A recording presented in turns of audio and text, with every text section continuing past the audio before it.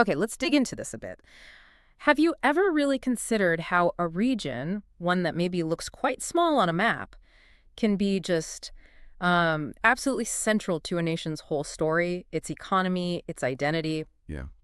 Today, we're taking a deep dive into Madhesh. It's this really captivating region in southern Nepal. That's right. And our sources, a good collection of articles and research, they really show Madhesh as not just, a location, but more like a living hub of identity and, well, pretty profound change. Right. So for you listening, our goal here is to sort of distill the key insights, really get to the core of why this middle country is so critical, much more than you might think at first glance.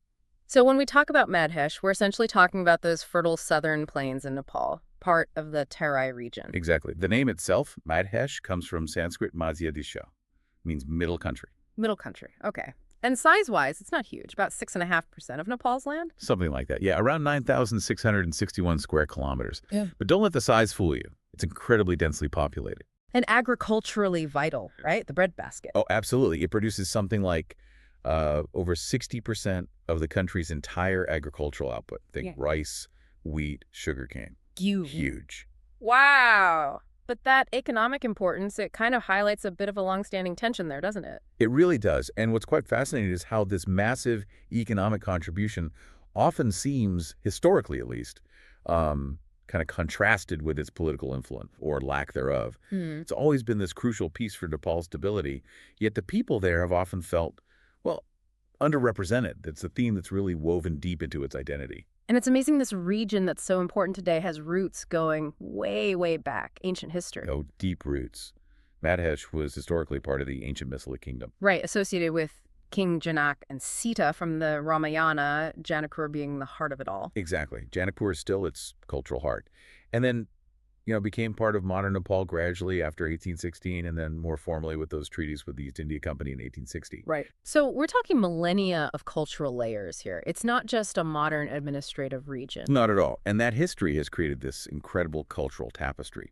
You've got a vibrant mix of languages, Maithili, Bhojpuri, Awadhi speakers, plus indigenous groups like the Tharus, various Janajati communities, and also a significant Muslim population. It's a real mosaic. And the religious heritage must be just as diverse. Absolutely. You see sites like the Janaki Mandir, which is hugely important.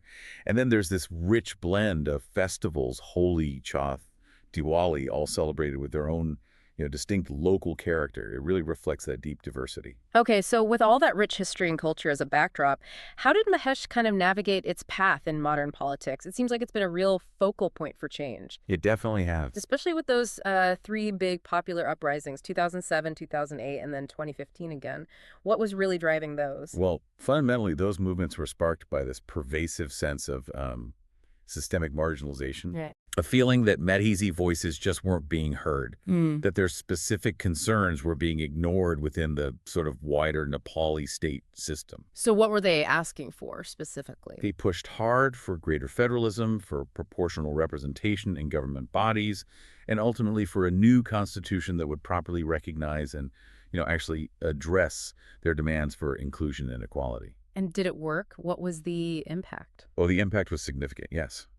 These movements were key in leading to the legal recognition of federalism in Nepal's constitution. Okay. And they definitely resulted in enhanced political inclusion for the Madhesi people, at least on paper and to some extent in practice. That sounds like a major shift then. So what does Madhesh look like today as a result, now that it's formally a province? Well, Madhesh Province, it was initially called Province Number 2 back in 2015, but got renamed in January 2022. It's still Nepal's most populous province. With Janakpur as the capital. Janakpur as capital, yes, and other major cities like Burgunj. Infrastructure-wise, it's connected by key roads like the Mahendra Highway, and there are national airports. So it's connected. But challenges remain, I assume. Oh, absolutely. Challenges persist.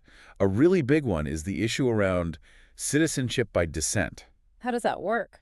Or not work? Well, it's historically been, let's say, more complicated for many Madhesis to prove the continuous Nepali lineage required for citizenship, partly because of those close, often familial ties across the open border with India. This affects everything: legal status, getting an education, healthcare, even voting. That sounds like a major barrier. It is. And beyond that, you still have significant issues with poverty, literacy rates needing improvement, access to good health care, and just the practical day-to-day realities of ensuring fair political representation actually happens on the ground. There's still work to do. So yeah, from ancient epics like the Ramayana all the way to modern political activism, Madhesh really is Nepal's agricultural engine, a cradle of incredibly diverse culture and a powerful force for political change. Definitely. It's clearly a region that's still striving, continually pushing for equal rights and, well, recognition. Exactly. And if you sort of step back and look at the bigger picture, the whole journey of Madhesh, it really highlights this intricate dance, doesn't it? Yeah. Between holding on to a very distinct historical, cultural heritage, Right. and at the same time, fighting for contemporary needs, for equity, for representation in the modern state. Yeah. Kind of makes you think, doesn't it? Yeah. How do regions with such deep, deep roots, such strong identities, continue to adapt and, assert their place within national structures that are themselves always evolving? Especially when that very identity has been so central to their long struggle for justice.